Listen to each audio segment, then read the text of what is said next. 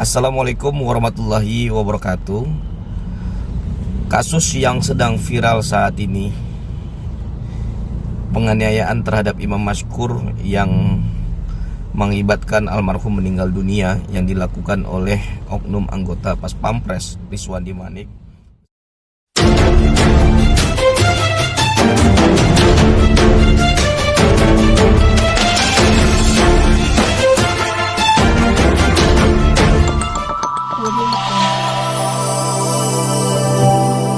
Kasus yang sedang viral saat ini, penganiayaan terhadap Imam Mashkur yang mengakibatkan almarhum meninggal dunia yang dilakukan oleh oknum anggota Pas Pampres Rizwandi Manik beserta 2 orang rekannya yang lain.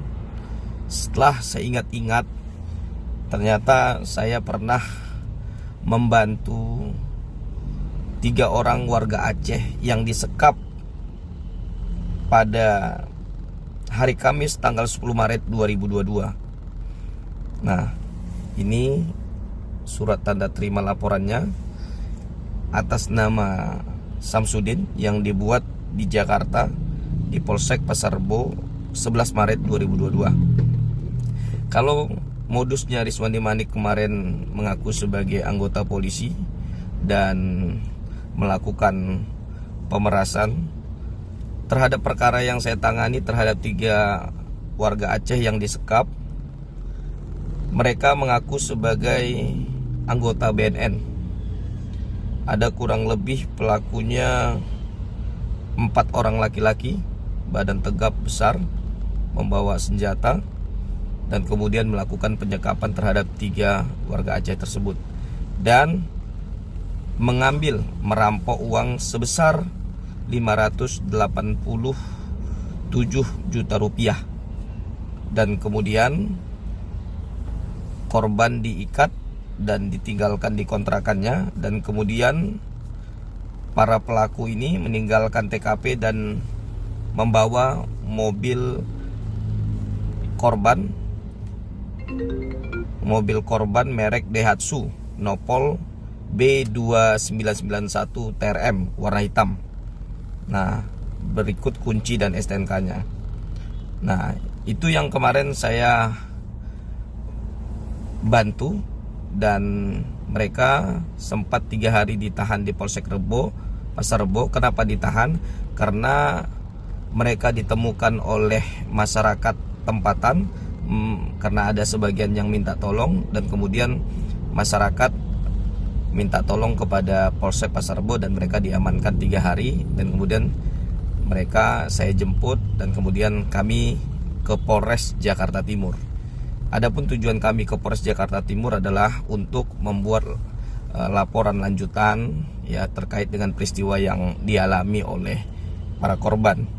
Dan setelah saya selidiki, memang mereka mengakui korban ini, maksud saya mereka memang menjual obat-obat seperti tramadol ya yang dilarang untuk diedarkan atau dijual belikan tanpa ada izin ya, begitu ya.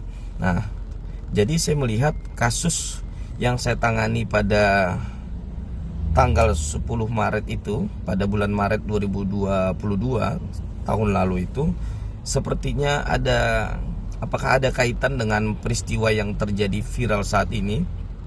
Karena saya mendengarkan konferensi pers dari Danpom yang telah melakukan pemeriksaan terhadap perkara tersebut. Ternyata pemeriksaan itu dilakukan karena mereka mengetahui bahwa korban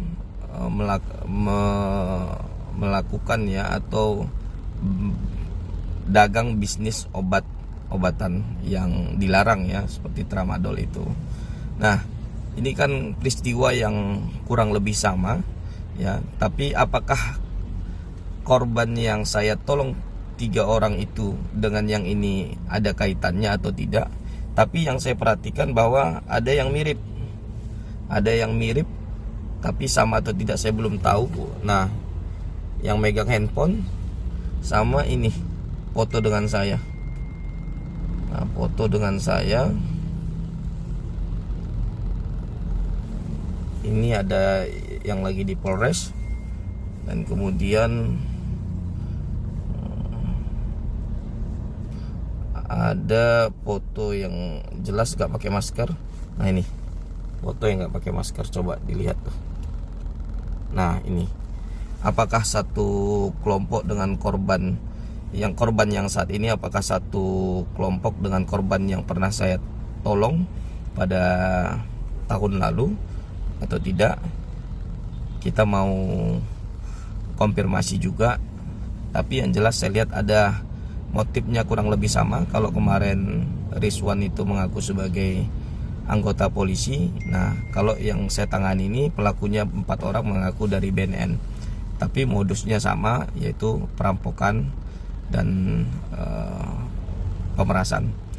Semoga dari kasus ini kita belajar bahwa segala sesuatu yang kita lakukan itu pasti ada dampaknya.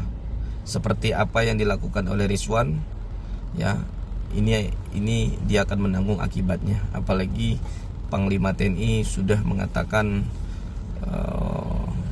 pidana mati ya terhadap para pelaku. Nah ini bukan ancaman yang main-main gitu ya. Nah juga ke depan kita sebisa mungkin berbisnis, berdagang, berusaha dengan cara-cara yang sesuai dengan peraturan perundang-undangan, tidak melawan hukum, agar kemudian kita juga tidak dimanfaatkan oleh siapapun karena keadaan tersebut. Semoga ini menjadi pembelajaran buat kita semua, dan salam sehat buat semuanya. Sekali lagi kami semua mengucapkan turut berbelasungkawa kepada keluarga korban, dan semoga korban diterima segala kebaikannya oleh Allah Subhanahu wa taala. Salam dari